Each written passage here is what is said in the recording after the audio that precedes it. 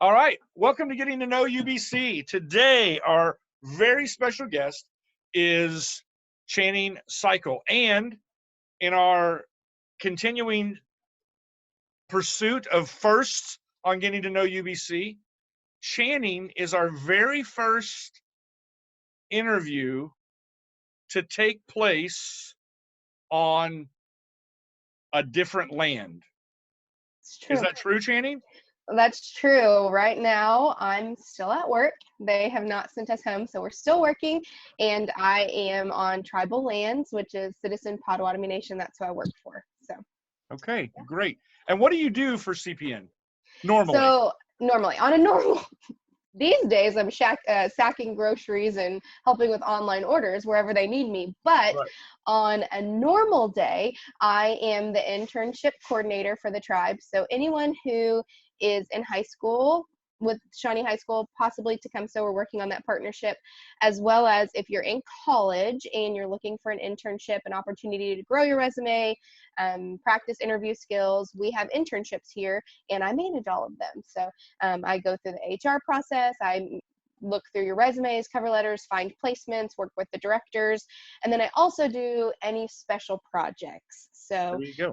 yeah, I love that part because you never know kind of what's going to happen and what you're in charge of, and it's fun. All right. Now, Yeah. for people who might not know, at UBC, when you put your UBC hat on, tell them what you do at UBC in your main activity there. Yes. So my main job at University Baptist Church is the preschool director. So I manage the nursery wing of the church, finding childcare workers that are there, mostly our OBU students, working on activities and different things for our nursery, which is 3 and under. Okay, great. Now, Channing, there's two things I kind of know about you. One, Okay. I know that you like people Yes. and you like to be around people, and two, you like activity. Mm-hmm. So during this time of pandemic, they've asked us to not be around people I know. and to Yeah. limit our activity. So how are you Yes. doing? So that's a great question. So I'll just throw this out there. I see a counselor, which is so good, and that's like the number one question he has asked me every week is, Channing, as an extrovert, how are you doing? So far, I'm great because I've had the opportunity to work in the grocery store around people. I just keep my distance, but I can still talk. And we are taking advantage of every opportunity to be outside and be active. Of course, we can't go to the museum, we can't go to the zoo, we can't do things like we would normally want to do, but we are trying to make the best of it, not staying in the house. It's been gorgeous, so staying outside as long as possible. So just getting out, moving, exercising, trying to have a little community exercise group with our distance still, and just trying to figure it out. Awesome. Great. Now, one of the quotes, and this has been my fault because it's one of my favorite quotes and it's meant a lot to me, but one of the quotes that's kind of generated some of our getting to know each other is by a man named Frederick Buechner, who says that God's will, so God's desire for your life, is the place where your deep gladness, what brings you joy, what's joyful to you, and the world's deep sadness, so the needs of the world and the deep needs of the world meet. So let me say it plainly, that the God's will for your life is where your deep gladness and the world's deep sadness meet. What brings you gladness, and how have you seen that meet the sadness of the world, or at least the world around you? So there could be a lot of different directions this could go. Sure. I think because you kind of touched based on the activity part of life and what that looks like. So obviously recently with the health journey that my family has been on, not just me, but my husband Adam also, um, exercise and changing your lifestyle is not easy. It's hard work. But to see the joy that it brings me every day, to see progress, to see that I'm somehow helping somebody else, because I'm a helper. I will always help you if you ever need help, so just ask. But being a helper and helping others make some lifestyle changes, even small things, is so rewarding. So my gladness is to show that the lifestyle change I have made can help somebody in their deepest time of need, when they feel like there's no hope, or they've, like they don't know where to begin or know what to do or don't have resources. Luckily, I have, being at the tribe, I have access to a gym. And so I have that. I have opportunity to have good food and resources like that around me. So just being a small beacon of light for people who need an opportunity to get started. I love that. So I have an Instagram page that I've tried to really track my whole weight loss and health journey on, to help some people. If it helps one person, it's worth it to me. You can plug it here. What is your page? You can plug it here. Yeah. Oh, yes, you can Chan on Instagram. Yes, you can _Chan. Okay. Awesome. Great. I wasn't going to go here, but since it goes with that, in my personal journey, and then just other people that I've seen, when it comes to physical lifestyle and when it comes to physical health, there's just something that comes in there sometimes with the identity aspect of it. And you begin to tell yourself that I am that number, whatever that Right. scale says, for better or worse. Mm-hmm. I am that number I'm Right. today, or I am that waist size, or whatever it is. So Mm-hmm. your connection to Christ Mm-hmm. and your connection to your fellow Christ followers, Mm-hmm. how has that helped your identity even through this journey? Man, so yes, the scale is your best friend and your worst friend. So your Right. best friend when you're doing really well, your worst friend when you've had a vacation and you come back home. But to find your identity in a scale is something I struggled with for the first probably year and a half of this journey. It took me a long time to begin to realize I needed to focus on how I felt. And with my relationship with Christ, I want it to be the same. Like, I don't want it to be well, if I read this Bible verse and I pray this amount of prayers, then I'm good. If I weigh this on a scale, then I'm good. Yeah. But because every piece of my journey has needed something different, so maybe it's not the number on the scale, maybe it's that I can run a mile or that I can say no to Cheetos. Like, I need my journey to look differently through this whole process. It's not going to look the same as it was at the beginning or at the end, if there is an end, right? Like, this whole weight loss journey, there's not really an end, you Right. just maintain. But with my relationship with Christ, it just begins to look the same. Like, I need to know what I need at the moment and how I can ask Christ for that, or how I can really focus on what that looks like. So if this time of need, I just need alone time, or I just need to stop and listen, or do I need to talk, which I'm a talker, so Right. different parts of the journey, your life journey, looks differently, so you need different things. Okay. Now, I'd like to flip the quote around, Okay. because often we think about what God has done in us and how it's benefited others.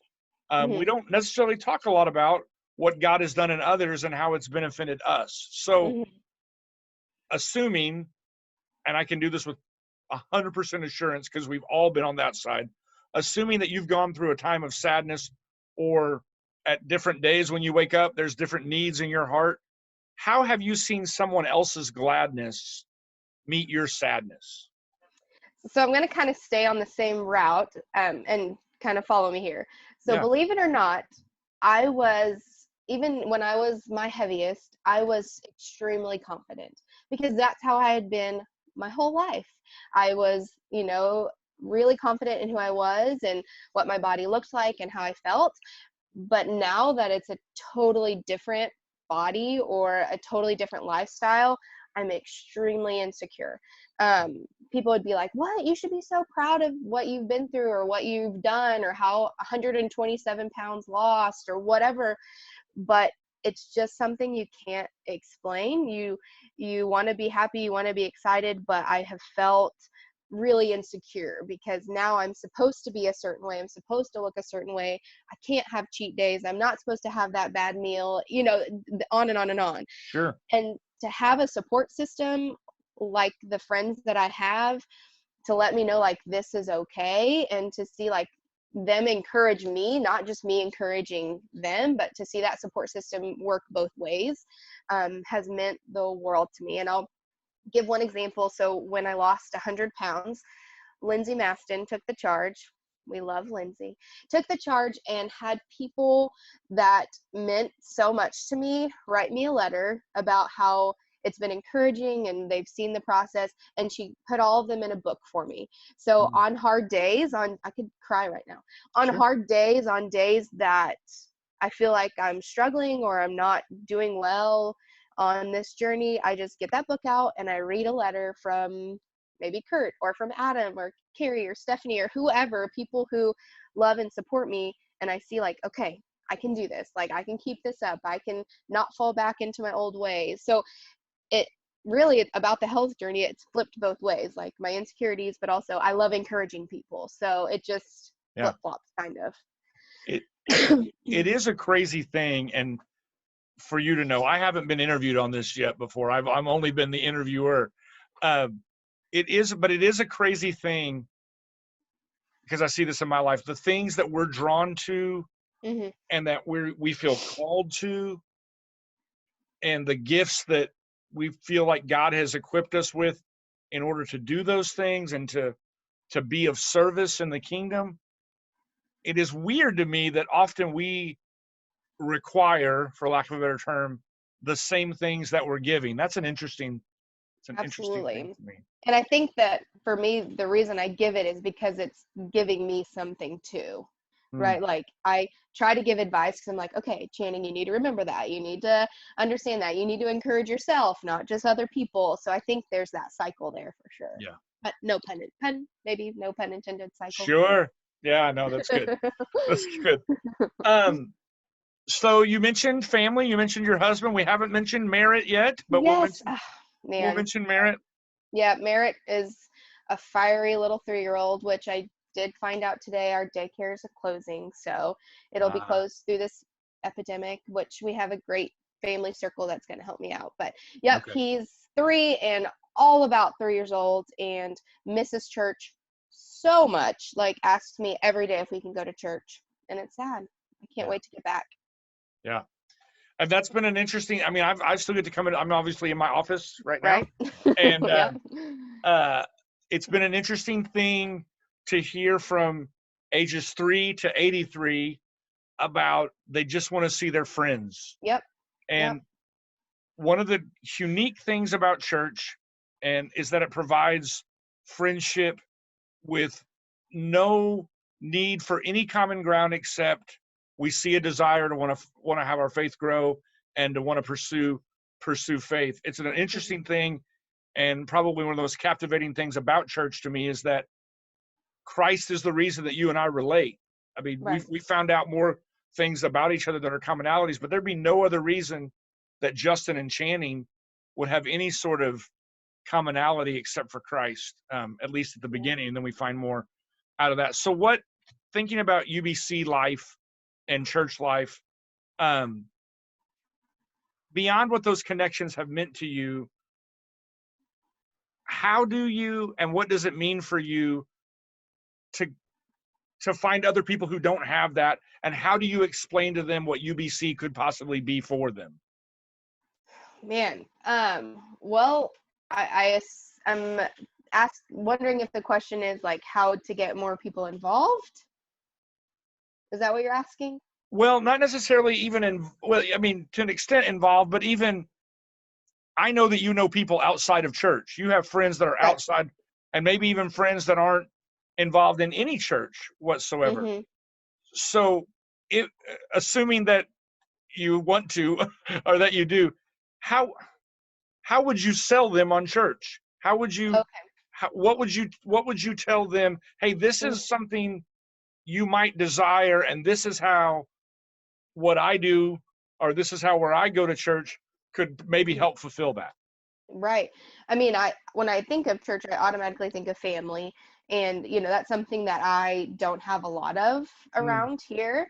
My grandparents are in Alabama. My brother and sister are 3 hours away. So besides my in-laws, I don't have a large family. And so before I got married, that was something that kept me at UBC. I'll be completely honest. I was a member here, and the community and the family that I have at University Baptist Church is why we decided to continue our marriage relationship at church there, because I couldn't imagine leaving people that I honestly and genuinely call family. Mm. And so I think that people who maybe either lack that or don't have that and want that is definitely how I would sell them, if you will, sell Right. them to come. And we have an incredible nursery. We have incredible people who work for the nursery, which that's something important to me because I have a toddler. And those are a lot of people that I'm friends with have that same kind of family unit where they have a younger child. And just to feel safe and to feel a family is what we're all about, Yeah. especially in the nursery wing, but as a church. And I think that's really important. And I think that's how I would, tell people, and how I do tell people who are either looking for a church family or looking for somewhere to serve, that, we've got a lot going on at UBC, and I'm really excited about all of that. Cool. All right. Channing, thank you so much. You made it. You've Hey, made it. we did it. My first Zoom call. Oh, there you go. Yeah, you're very, congratulations. All Thank right. you. Thank you. Thank you so much. Yes, absolutely. Bye, guys. Bye-bye.